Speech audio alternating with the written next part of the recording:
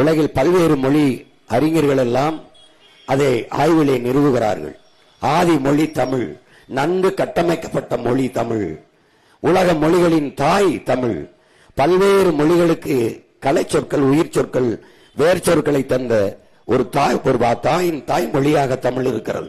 உலகில் எந்த மொழியின் துணையும் இன்றி தனித்து இயங்கக்கூடிய உயர் தனி செம்மொழியாக நம் மொழி தமிழ் இருக்கிறது.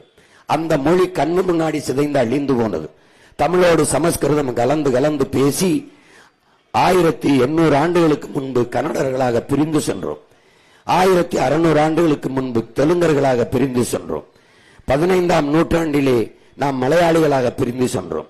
அதன் பிறகு துளுவர்களாக பிரிந்து சென்றோம். ஒரு பெருத்த தேசிய இனம் மொழி கலப்பிலே பிரிந்து பிரிந்து சென்று சிதைந்து அழிந்தது.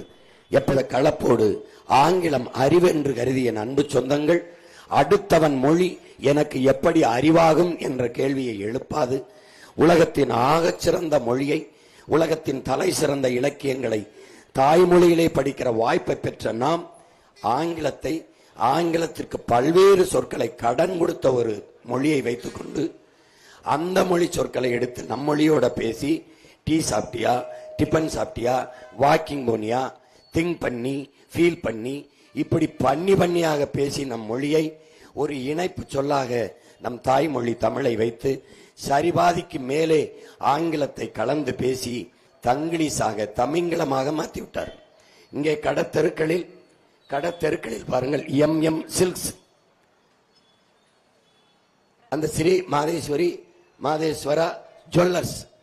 அப்ப நகைக்கடை கிடையாது, பொன்னணி மாளிகை கிடையாது. தூய தமிழில் சொற்கள் இருக்கும் போது ஆங்கிலத்தை கலந்து தமிழில் எழுதுவார்கள், உச்சரிப்பு ஆங்கிலம், ஆங்கிலத்தில் எழுதுவார்கள், உச்சரிப்பு தமிழ். இதுதான் தமிங்கிலம். தமிழன் பேச்சில் இருக்காது, தமிழன் எழுத்தில் இருக்காது, தமிழன் நாட்டில் இருக்காது, அதிகாரத்தில் இருக்காது, வழிபாட்டில் இருக்காது, கல்வி பள்ளிக்கூடங்களில் பயிற்று மொழியாக, கல்லூரிகளில் பயிற்று மொழியாக இல்லை, ஒரு பாடமொழியாக கூட தாய்மொழி இல்லை. தாய்மொழியை விட்டு வெளியேறி விட்டார்கள் தமிழர்கள். மொழியை சிதைந்து அழிய கொடுத்த இனம் வரலாற்றில் வாழ்ந்ததாக செய்தி இல்லை.